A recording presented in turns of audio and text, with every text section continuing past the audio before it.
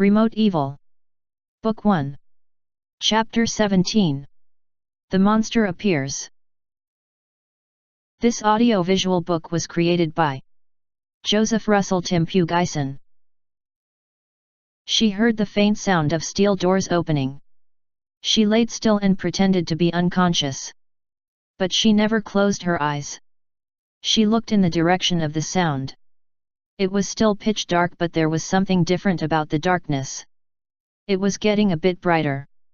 It was like the brightness of the night sky. It was a door that opened into a view of the night sky. Her eyes widened with excitement. She was in some sort of a vehicle.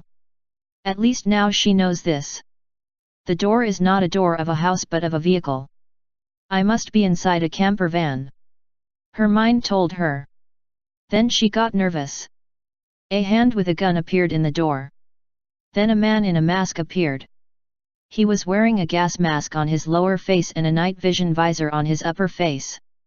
Cherry knows this because Dan has been teaching her before about military intelligence and covert operations. Dan liked to describe to her the many surveillance and covert devices they use in their military operations. She thanked herself that she still remembers the many stories of Dan. She now knows that her rapist is smart, careful, and may be a military man himself based on the way he is acting and wearing. She half closes her eyes pretending to be unconscious. Her rapist looked at her for some time while pointing the gun at her. Convinced that she is unconscious, he turns on the light. He may be masked, but Cherry can still see that her rapist was a bearded man. He was a bit fat and almost the same height as her. He was wearing a black shirt with his jeans. He also seems to have applied a lot of unknown white substance all over himself. It looks like lotion. He slowly opens the door of her cage. He gets in while still pointing the gun at Cherry. If not for the gun in his hand, Cherry would have taken her chances and attacked him already. She stays still, waiting for the right time to attack him. He kneels beside her. He slaps Cherry lightly as if checking if she was indeed unconscious. Cherry gets ready to attack. Then it happened. She was electrocuted. It was not very strong, but it was strong and long enough to render her incapacitated.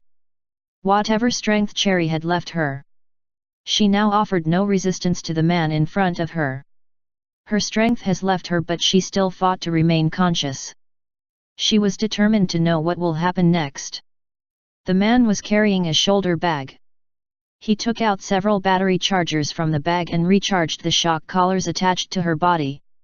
Then he took out an alcohol bottle and applied it to a piece of white cloth.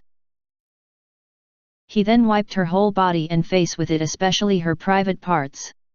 She tried to resist this, but she cannot even move in pain because of the electrocution that the man in front of her just did to her. Then she heard the sound of a belt being unbuckled and then the sound of a zipper being unzipped. She will be raped. Her mind revolted and wished she can fight to death if need be, but she can't.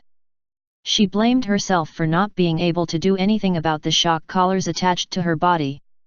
Tears fell down her eyes.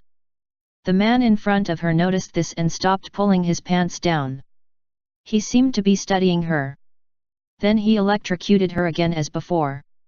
She closed her eyes and bit her mouth in pain. She was getting unconscious but fought on. After a while the man stopped electrocuting her. The man in front of her then raped her. She nearly wished that she was really unconscious while she was being raped by this man.